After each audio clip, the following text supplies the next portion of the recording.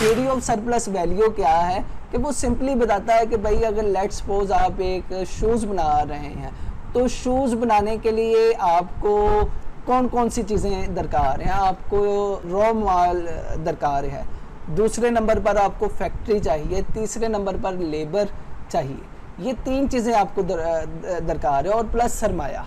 तो ये चीज़ें आपको दरकार हैं। इसमें अब होता क्या है, रॉ माल और फैक्ट्री ये मौजूद है, लेकिन ये रॉ माल को जो जूते की शक्ल, शूज़ की शक्ल दे रहा है, ये मजदूर दे रहा है। लेट्स सपोज अगर रॉ माल जो है वो 1 रुपये का ख़रीदा गया है, 1 रुपया जो है फैक्ट्री के एक्सपेंसेस हो गए, सरमाए पे सूद 1 रुपया अगर हो गया, तो उसके बाद जो मज़दूर ने असल में उसे वैल्यू दी है, उस रॉ मटेरियल को एक फिनिश्ड प्रोडक्ट की शक्ल दी है, जो कि बाद में 10 रुपये की सेल हो रही है। अब ये 4 से 5 रुपये तो आपका जो है उस पर इन्वेस्टमेंट है, तो बाकी मज़दूर की जेब में आप 1 रुपया भी बड़ी मुश्किल से डालते हैं। लेट्स सपोज 1 रुपया भी डालते हैं, 5 रुपये जो हैं वो आप सिर्फ और सिर्फ इन चीज़ों को मैनेज करने के 5 रुपये ले लेते हैं, जबकि हकीकी वैल्यू उस प्रोडक्ट को जो दी है वो किसने दी है, वो मज़दूर ने दी है।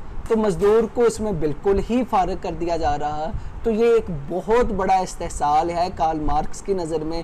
तो इस इस्तेहसाल को ख़त्म करने के लिए, इसका तख्ता उलटने के लिए कार्ल मार्क्स की नज़र में मज़दूरों को उठना होगा।